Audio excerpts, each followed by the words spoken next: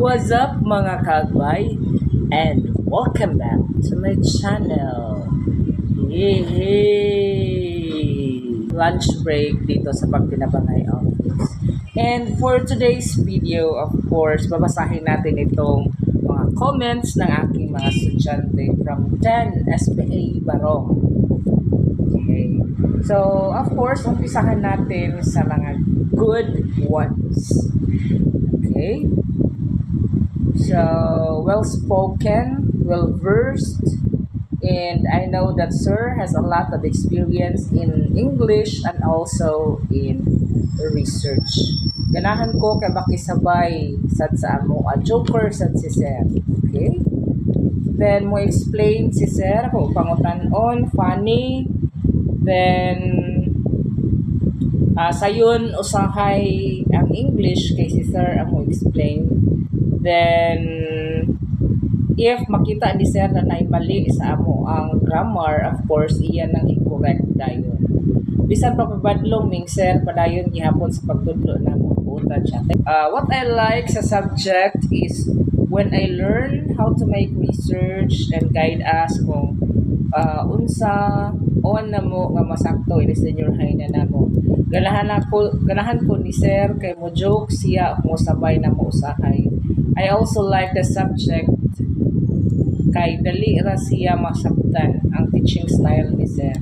Ganahan sad ko sa mga long quiz questions kay makalingaw nya mo tatak yun sa atong utok. Then nindot sad siya mo explain sa iya lesson para maka-understand og dali. Wow, sana all. Okay, funny nga teacher. Funny?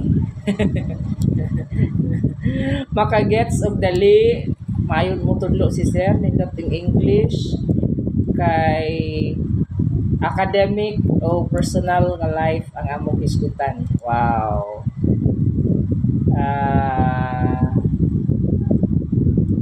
Then next ano pa, ganahan ko ni nga subject nga maka-learn kung daghan nga magamit nako sa akong future.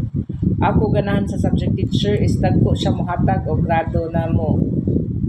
Then ganahan ko sa subject teacher kay mag-remind siya sa mga laking outputs, and then klarohon niya pag-explain namo ang mga topics, and then makaband na mo usahay kay ma-joke-joke ra, and mohatag siyang time na mo para mag-comply sa mga laking outputs.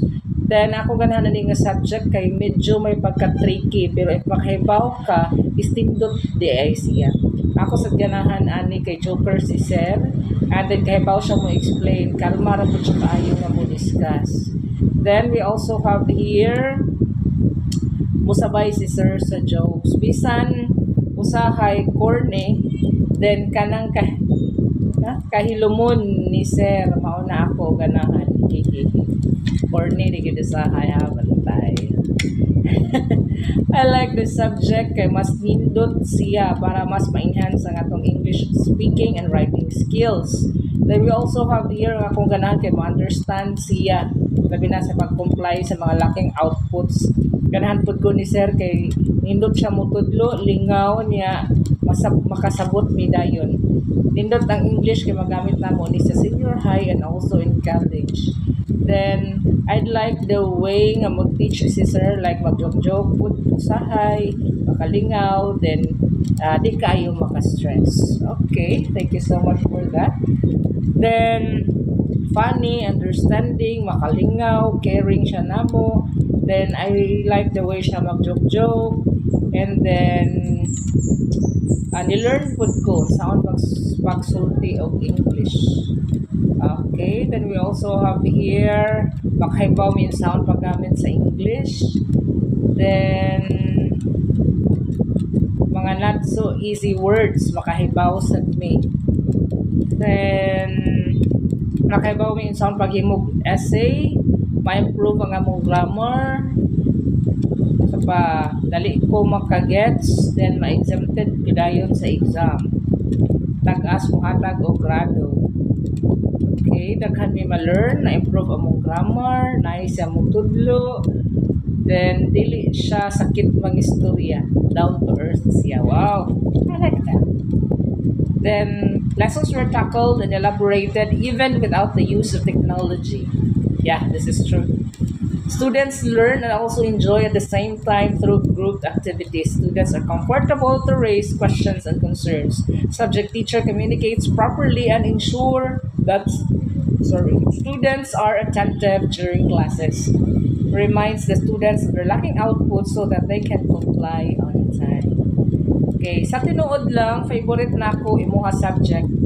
Like as in, since elementary pa lang, hihihi. Dali naman good masabtan ng English. Tapos, English speaking sad kaayo pag sad ko kaayo pag bata, hihihi. And of course, favorite sad nako ang nagtudlo, oy, hihihi. Syempre, umangutan ako kay dali raman makatubag si sir. Mao nga ganahan kay ko sir.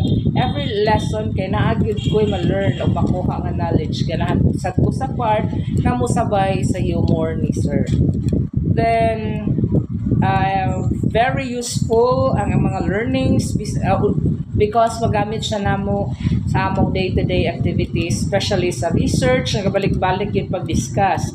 Labaw na sa incoming grade 11 nami, nga mag-yums, very helpful me at least namin nakatunan. Then, mo reply na yun sa mga messages, so na questions when I discuss niya, and make a lot of jokes para dili may maboy. Okay? The way we discuss, dali may makasabot, pero mas ganahan may o minsan magchika-chika lang ta nya maabtan sa time.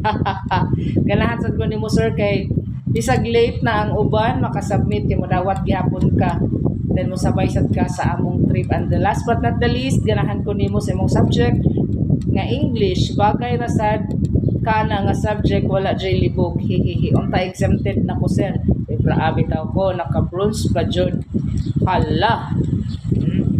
Then we also have here funny favorite subject, ganahan sa pagtudlo na humor, relax ra magtudlo na exempted sa exam. And then same ra gihapon joker, malipayon nga pagkatao, caring, understanding, daghan kaayo na learn sa English. So next is unsa pa kaha, he is not strict. Salamat no.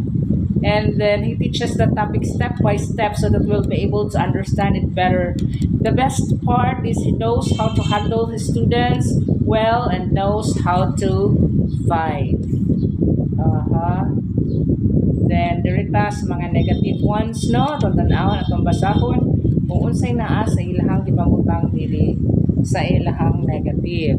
Dili ko ganahan ni mo sir kay kung usahay strict nagyud ka kaayo, then grabe kaayo makahatag mga activities daghan.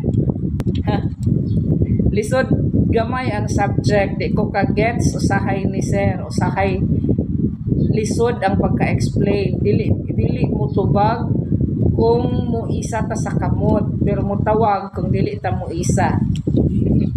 Sound ta man no? Then I just don't like it, and sometimes there are some topics that I can't understand. Grabe no? It's very confusing. I thought I got a high score in quiz and I still get low grades. Saan man na to? Daghan man kag na-miss nga activities. Then it's difficult to understand. Essays, di ko ganahan na magsuwat-suwat. Dili magpahuwang og ballpen. Alangan, jetek ako ballpen anya hulaman nya usahay di man mauli good. So sometimes basta jud alauna to alas 2 makatugon jud mi hu. Hinayon pasad ko sa English, sometimes di jud ko makaapas. Ko ganahan ng surprise quiz.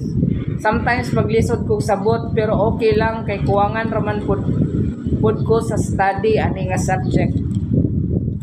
Then daghan buhatonon daw magpa-quiz si sir always, mag-surprise quiz. Maintain hatag og activities. Libog ang mga instructions.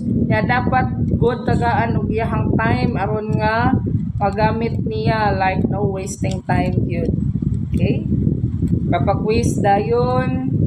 O magpasugo sa pag tinabangay layo baya kaayo init pa jud. Sa man ni. So nagustuhan man nga kinahanglan man gyud ta mo aris pag tinabangay office.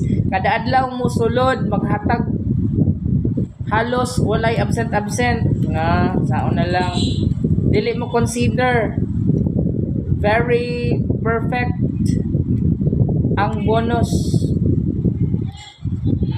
Tas kapoy kayo ang long quiz niya kay kada adlaw. Then di ko ganahan basta moabot na magpa-quiz kada yon usahay di ko kagets sa lesson, di po ko ganahan anang mo pop up nga message sa GC nga daghay buhaton nun. Aw ha ha ha. Sige, sometimes maglibog ko sa discussions, mag-quiz kada adlaw. Kuan bitaw sir na ay usahay dili ko kagets sa imong mga lessons. Ganahan gyud bitaw ko nimo sir sa tinuod lang amping Sir Garcia ayaw kalinte ako ni si God bless you. Sometimes the activities given are at the same time were overwhelming. Hello. Gave projects during the class break. We sometimes experienced overtime during class discussions, and some projects were given during the holidays. Give surprise quizzes. Then wala usahay kay usahay na magpakalit siya og long quiz. Okay? Then na mga words nga lisod siya sabton nga mo pagigamiton sa amo ang spelling quiz.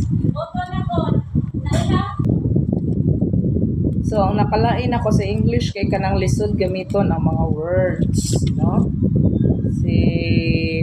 Kung sige pud siya katawa kung naay mahagbong. Walong gram ako nang ako pero of course sige siya hisgot sa mga buko salad. Sabi na lang ko na akong buko salad ikaw gyudong pastilan. Katawan niya ang amo ang cheer dance nga nagsige pagpa-long test. Grabihan dili malate. Wajud ka malate. Then lisod kaayo ang long quiz. Then sa pinadiri ang imuhang isuwat sa board sir kay dili gid taon mabasa. So may nagyud sa i-develop lagi na akong writing skills, no? Then daghan kay hatag activity sir. Ang imong spelling lisod maglibog ko usahay. Then lisod ang subject, daghan magdungan-dungan ang mga activities. And then lisod gamay ang English nga subject, labi na ang research, mga instructions sir kinahanglan na klaro kaayo. And yan muna ang ating vlog for today. Maraming salamat sa inyo ang pagsama sa akin, sa inyong pagsama sa akin. Ako po si Teacher Aniceto and you are watching Aniceto Garcia Vlogs. Yay!